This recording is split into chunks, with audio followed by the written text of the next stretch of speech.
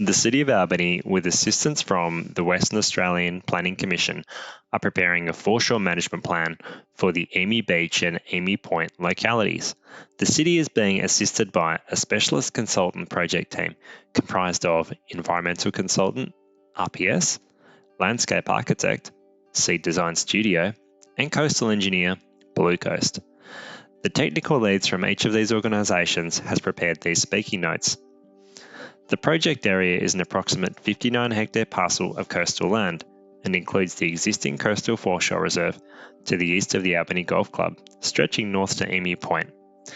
The Emu Beach and Emu Point foreshore environments serve as a popular destination for Albany's local and broader communities, whilst functioning as a tourism destination for visitors to the Great Southern region.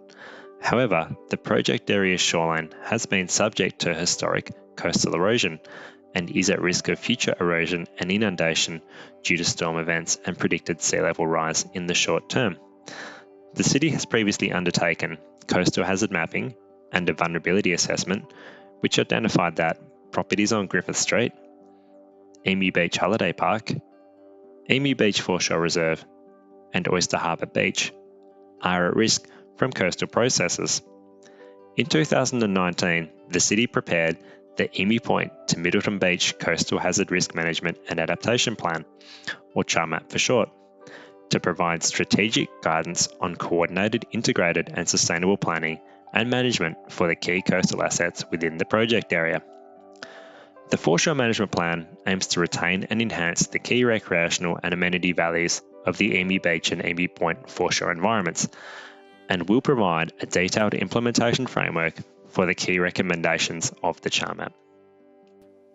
The Landscape Master Plan provides a long-term vision for the Emu Beach and Emu Point localities, with key elements of the foreshore design developed having regard for the foreshore's local and regional context, social and environmental characteristics, and a range of practical management requirements, including pedestrian access, vegetation retention, and maintenance. The overall aim of the Landscape Master Plan is to retain and enhance the key recreation and amenity values of the current Emu Point foreshore environments, whilst ensuring its ongoing protection from the coastal hazards. The City of Albany has previously conducted community surveys as part of the Emu Point to Middleton Beach Coastal Adaptation and Protection Strategy, along with the Coastal Parks Enhancement Plan, to determine key principles and values, which includes the Emu Point site. Significant values determined throughout the workshops included the naturalness of the environment with areas of wilderness, large setback foreshore reserves, wide active beaches and shady quiet beaches were seen as in character. The safety, relaxation, cleanliness, vistas across the ocean and the beach were all highly valued. As part of the Parks Enhancement Plan, further workshops and consultation were undertaken to determine key values for the various coastal parklands, including Emu Point, and to consider how to enhance and meet the community's needs. These identified values form some of the key principles to the overall landscape design for Emu Beach, including comfort, accessibility, enhanced environment, a local feel, destination, robustness, connectivity, vehicle management, and increased public amenity. Located between the natural dune system and the recreational zone of Emu Beach, the Firth Street zone is a key threshold creating a connection between the two typologies. Option 1 looks at utilising the current alignment of parking bays, while Option 2 a reconfigured layout. Use of endemic vegetation and the addition of mounding landforms along the dual-use path strengthens and continues the coastal walk experience from Middleton Beach. The termination of Boongari Street and First Street creates additional parkland and amenity along the waterfront, along with the opportunity for an all-ages play space. Set back from the waterfront and with the use of vegetation buffers, these play spaces are designed for year-round use whilst utilising significant existing trees. Connection to the dual-use path, car parking, public toilets and additional public amenities, including shelters, picnic settings and barbecues, make this a key destination for both locals and tourists. The creation of additional flexible open space will also allow various existing and additional events to be located within the Emu Point precinct. Additional exercise nodes along the lineal parkland aimed at enhancing the already popular exercise route along the waterfront, along with key nodes offering views across Lockyer Shoal. Vegetation along the existing and proposed coastal protection, along with the revegetation of adjacent dunes, has been utilised to soften the impact of the structure. Although there will be a slight reduction in the overall number of parking bays, the revised layout should ensure parking and improved overall accessibility. The termination of Cunningham Street and the adjoining parkland is seen as the knuckle that connects Emu Point to Oyster Harbour. The following options look at how this important public open space could be enhanced and respond to its unique location. Key elements within this area include the continuation of the dual-use path and ramp to an upper level, an opportunity to create a termination and wayfinding node at the entry to Oyster Harbour, an upgrade to the open space in front of the existing cafe and public toilets, including new public amenities, formalised parking along Cunningham Street, including footpath access, the continuation and realignment of the coastal dual-use path, and the integration of exercise nodes, enhancing once again the popular exercise route. Key viewing nodes along the structure to offer seating and views across Lockyer Shoal and Oyster Harbour, along with additional public amenities including picnic settings, seating, barbecues and exercise nodes, all to be located along the dual-use path. Option 1 sees an opportunity to remove the car park at the end of Cunningham Street and create a pedestrian-friendly parkland and event space, creating additional turf terracing aimed at continuing the Emu Point local character. The new parkland ensures the space caters for beach users at both Oyster Harbour and Emu Point. Drop-off facilities are to be maintained at the end of Cunningham Street to allow for accessibility for all. The overall adjustment of levels allows for an accessible walkway and ramp onto the beach on the Oyster Harbour side. Option 1 sees an overall increase in car park capacity from approximately 105 bays up to 110.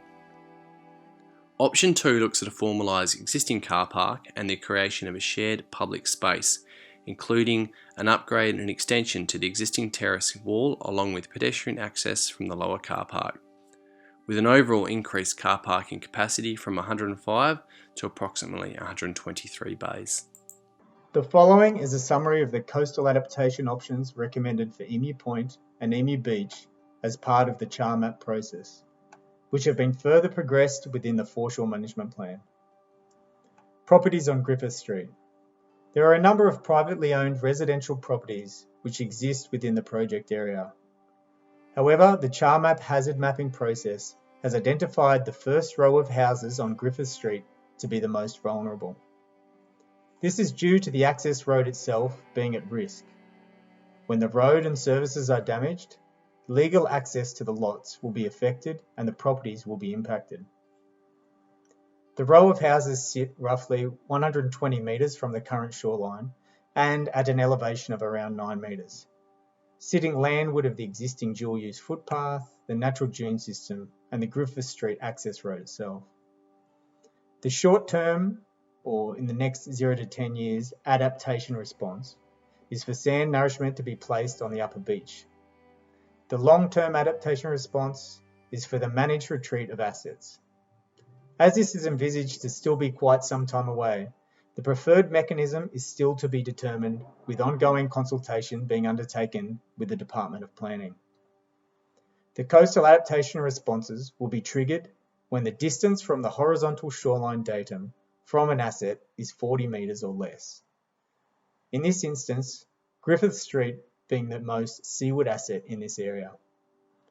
The current planning guidelines state that assets may be safely used until the coastal hazard risk becomes inaccessible.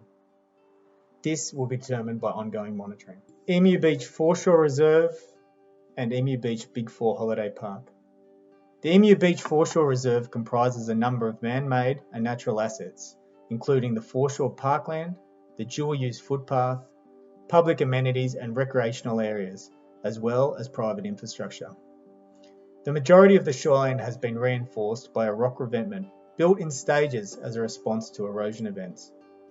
The structures have had a negative impact on coastal processes, and are nearing the end of their intended design life. The revetment, however, protects the foreshore parkland, which is a highly valued community asset. The western extent of the revetment terminates along the southern lease boundary of the Emu Beach Big Four Holiday Park. This partial revetment protection has created a highly undesirable waterfront experience and an ongoing risk to assets and to safety. Trial geosynthetic container groins and revetments have been placed as a temporary management solution and has shown some signs of retaining the shoreline position in this area. Intermittent storms, however, have caused erosion of the upper beach, which has placed infrastructure like the dual-use footpath and the southern lease area of the Big Four Holiday Park at risk. The CHAR map has recommended a combined coastal adaptation response of an upgrade of coastal protection structures, plus partial managed retreat for the area. This Foreshore Management Plan has furthered the recommendations as follows.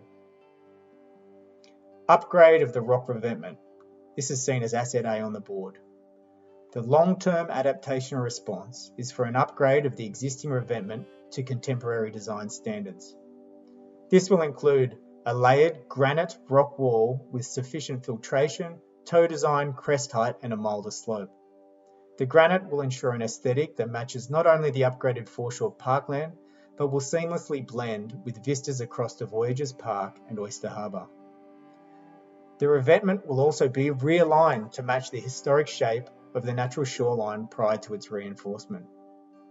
The revetment upgrade trigger is based on the condition of the existing revetment. Ongoing monitoring and condition assessments of this structure will determine the initiation of this triggered upgrade response. An additional recommendation is to renovate and expand the trial geosynthetic container groins, assets B and C on the board. The initial trial has shown some success in retaining the shoreline position in this location to within the length and height of the trial geotextile structures since their construction. The renovation of these groins will include damaged units on both groins B and C will be replaced. The geotextile groin closest to Emu Point, or asset B on the board, will be raised by 1 bag width, which is just over half a metre, and be extended seaward a further 10 metres. Both groins will also be extended landward and buried to the existing vegetation line to minimise wash-through in storm events. In conjunction with the geotextile groin upgrade, a sand nourishment campaign will be undertaken. Following installation of the upgraded geotextile groins, approximately 6,000 cubic metres of sand will be placed between the eastern geotextile groin, or Asset B, and the end of the western extent of the rock revetment, Asset D. The sand will be placed to match the natural slope of Emu Beach further to the west, and will re-nourish the eroded upper beach from the vegetation line down to the high tide mark. When excess sand is sourced from between Middleton Beach and Emu Point from construction or accreted areas, it will also be placed at the western lee of the detached breakwater, which is seen as Asset E on the board. This will keep this popular beach healthy and accessible to the public, and will assist with general shoreline stabilisation of the adjacent areas. In addition to the coastal protection upgrades and nourishment works, the City will continue its negotiation with the leaseholders of the Big Four Holiday Park to amend the southern lease boundary. The trigger for action is when the distance from the horizontal shoreline datum from an asset is 40 metres or less. In this instance, the asset is the Emu Beach Big Four lease boundary. Southeast Oyster Harbour Beach. Oyster Harbour Beach is an estuarine environment governed by differing coastal processes than Emu Point and Emu Beach. Shoreline response and beach widths are governed by tidal dynamics of the estuary, as well as the influence of small wind waves set up across the harbour.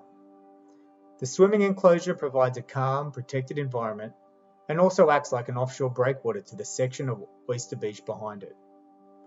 Most of the upper beach is protected by seawall structures, and maintaining a wide enough beach in front of these structures is a priority of the City to maintain recreational amenity. In the short term, the coastal adaptation option is for sand nourishment to be placed and graded to maintain the beach in front of these revetments.